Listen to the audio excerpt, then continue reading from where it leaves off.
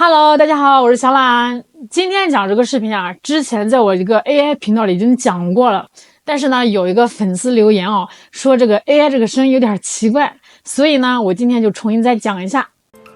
今天啊，咱们聊一个最近在这个网上吵的是沸沸扬扬、热火朝天的事儿。啥事呢？一张照片引发的血案。照片的主角啊，是一位大姐。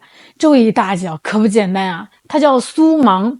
可能有些年轻的朋友对这个名字有点陌生，但是你要问问你身边那些比较爱看这个时尚杂志、关心娱乐圈的哥哥姐姐们啊，那可是如雷贯耳啊。这位苏芒大姐啊，以前是时尚集团的总裁，大名鼎鼎的时尚芭莎的前总编辑。这么说吧啊，就是咱们中国版的穿 Prada 的女魔头。哎，你想想，能在中国时尚圈呼风唤雨20多年啊，做到这个位置上，那绝对是妥妥的大女主啊！什么叫大女主？就是那种事业有成、走路带风、气场2.8米，自己就是豪门，不需要嫁豪门的独立女性。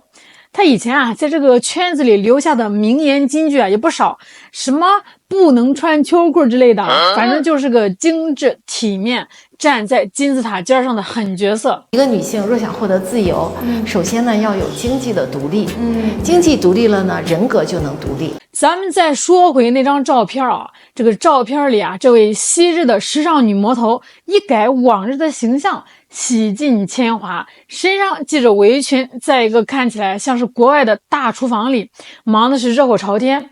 干嘛呢？给一大家子人做饭，据说是15口人。好家伙，这张照片配上这个文字说明，一下子就在这个网上炸了锅了。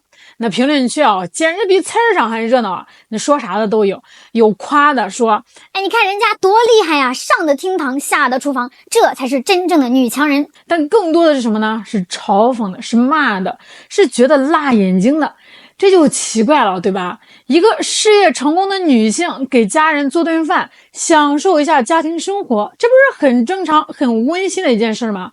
哎，怎么就戳了这么多人的肺管子，让大家伙这么不舒服呢？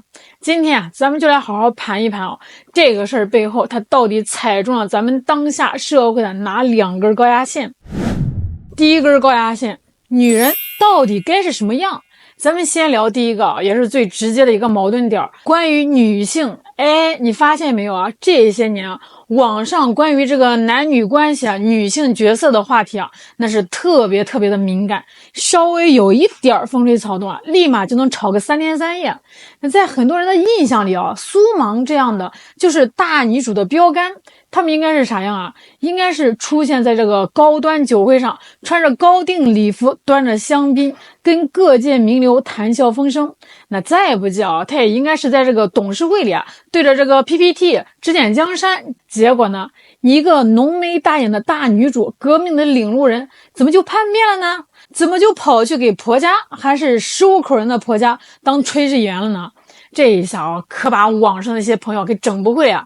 在一些极端点的女权主义者的眼里啊，这女人，尤其是成功的女人，那绝对不能跟家庭主妇、伺候公婆这些词儿挂钩。在他们的这个逻辑里啊，女人别说给这个婆家做饭了，你逢年过节跟这个婆家住一块儿那都是思想落后、丧失自我的表现，那是对女性独立精神的背叛。所以你看，这个苏芒这个行为啊，在他们看来简直就是倒反天罡，是自甘堕落。这就好比你天天看一个武林盟主号令天下，莫敢不从啊！突然有一天，哎，你发现他跑去村口给他地主家看大门了，那种幻灭感，那种你怎么能这样的愤怒啊，这一下子就上来了。这有人就说了，苏芒啊，苏芒，你可是我们心中的灯塔呀，你怎么能跑去干这种伺候人的活呢？你这向封建糟粕低头啊！说实话这种现象咱们也能理解一部分，因为在咱们的传统文化里啊，确实有很多对这个女性的刻板印象，觉得这个媳妇儿就应该相夫教子，伺候公婆。很多的现代女性啊，好不容易从这种观念里挣脱出来，追求自己的事业和人生，她们害怕像苏芒这样的公众人物一带头，又把大家给拉回去了。但是话说回来凡事都不能太极端，对吧？咱们也得看看另一面。很多网友就反驳了，人家乐意啊，你管得着吗？人家有这个资本，有这个闲情逸致，把做饭当成一种什么生活情趣，碍着谁了？哎，这话吧也有道理。你想想，这苏芒是谁啊？人家奋斗了大半辈子，什么没见过？什么钱啊、名啊、利啊，人家都不缺。那到了这个阶段，人家可能就是想体验一下不同的生活，享受一下为家人付出的快乐。这跟咱们普通人为了生计没办法必须得做饭，那是两码事。这就好比一个亿万富翁，他今天心血来潮想去体验一下扫大街。哎，你不能说他就是个清洁工，对吧？他那是体验生活啊。这苏芒在法国那个大豪宅里，用着顶级的厨具给一家人做一顿大餐，那可能更像是一场大型的社交活动，是他维系这个家庭关系、展示个人魅力的一种方式。所以说啊，这件事呢，一下就戳中了我们这个社会关于这个女性角色的一个巨大焦虑。到底什么才是独立女性？是必须不婚不育、一心搞事业，还是说真正的独立是拥有自由选择的权利？我可以选择在这个职场拼杀，我也可以选择回归家庭，享受烹饪的乐趣，只要这是我自愿的，是我开心的，谁也无权指责。那苏芒这个事儿啊，就像一面镜子，照出了咱们心里头的各种纠结，尤其是很多年轻的女孩，可能自己也在面临这种困境，事业和家庭怎么平衡？要不要为了老公孩子放弃自己的追求？看到苏芒这样的顶流大女主都去下厨了，有些人心里难免会咯噔一下，有点迷茫，有点焦虑。聊完了女性，咱们再来聊聊第二个，也是更微妙、更值得琢磨的一根高压线，关于洋的。这苏芒是给谁做饭？法国婆家。诶，这个法国两个字一出来啊，这个事儿的味道就全变了。这就引出了一个特别有意思的现象。这按理说啊，之前网上那些天天喊着要女性觉醒，告诉这个女孩们要勇敢走出浪浪山的那些意见领袖们啊，这时候应该第一个冲出来啊，对吧？他们应该对着苏芒隔空喊话：姐妹快跑！你被万恶的家庭关系束缚了，你这是在国外被压迫了。可是奇怪的是啊，这一次啊，这帮人里头啊，好多都跟商量好了一样啊，集体晋升了，不说话了。这就让广大网友们纳闷了，开始嘀咕了。怎么回事啊？这帮人不是号称最关心女性权益吗？怎么搞了半天只关心中国女性在中国的权益，那中国女性在国外的权益就不管了吗？这是不是有点双重标准啊？哎，你瞅瞅啊，这个问题他就问到点子上了。有这个网友就一针见血的指出来，在某些人眼里啊，这事儿吧，他就是对人不对事儿。如果啊，今天苏芒嫁给了一个国内的婆家，别说15口人了，就是5口人，他要是这么伺候一大家子，那网上估计早就把他喷成现代祥林嫂了。什么封建余孽、奴性不改的帽子啊，那早就一顶一顶的扣上来了。可是现在呢，对方是法国婆家，诶，有些人这腰杆子立马就软了3分，非但不觉得这是压迫，反而可能还觉得，哎呦喂，这是咱们中国媳妇儿有本事，厨艺远征海外，征服了洋人的胃，是为国争光啊！你看这个事儿是不是就透着一股子别扭劲儿？那这种心态啊，其实说白了就是一些人骨子里头面对西方、面对洋人的时候那种不自信。咱们过去啊，穷怕了，弱怕了，总觉得外国的月亮比较圆。那现在国家强大了，很多人的腰杆子也直起来了。但还有那么一小撮人啊，他那思想刚硬还在，一看到这个洋人啊，就先矮了半截儿。他们在中国互联网上可以重拳出击，挑动男女对立，煽动不婚不育。可是，一遇到真正的洋人啊，哪怕那个洋人在他们自己国家就是个普通人，他们也立马变得客客气气，甚至吧还有点谄媚。所以苏芒这个事儿啊，对他们来说就挺尴尬的。那骂吧，对方是洋大人，不敢骂；这夸吧，又跟自己平时在国内树立的女权斗士人设不符。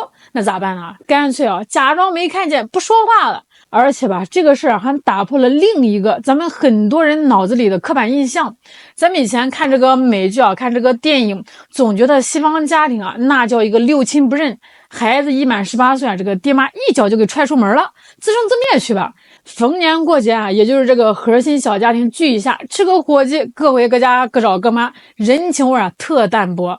结果苏芒家这一亮相，好家伙，15口人啊，3代同堂，甚至4代同堂，这规模啊，比咱们东北过年时候啊，老张家、老李家聚餐还热闹。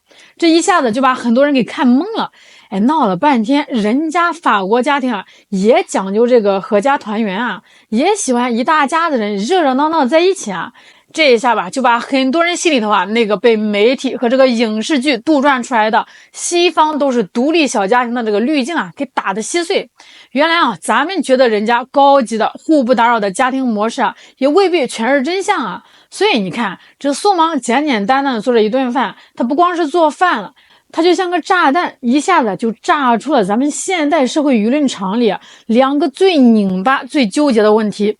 第一个问题呢，就是咱们的女性啊，到底应该追求一个什么样的生活？是只有事业成功才算成功，还是说能自由的选择任何一种自己想要的生活才是真正的成功？这第二个问题啊，咱们中国人到底应该用一种什么样的心态去看待外面的世界？是继续仰视呢，还是终于可以平视了？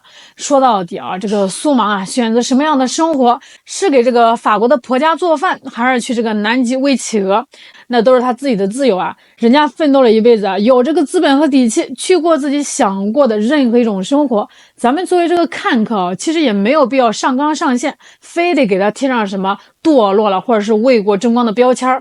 但他这件事能引起这么大的争议啊，也确实说明我们这个社会啊，正处于一个快速变化的转型期。老的观念啊正在被挑战，新的观念呢还没完全建立起来，大家心里啊都有点迷茫，有点焦虑，所以啊才会对这样的事情感到特别敏感。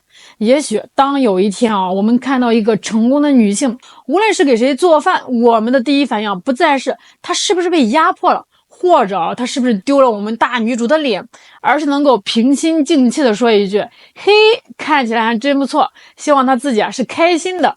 那同样呢，当我们看到一个中国人融入了外国大家庭，我们不再觉得是高攀或者是丢脸，而是平常的看作一种普通的生活方式。到了那个时候啊，可能我们的社会啊才算是真正的成熟和自信了吧。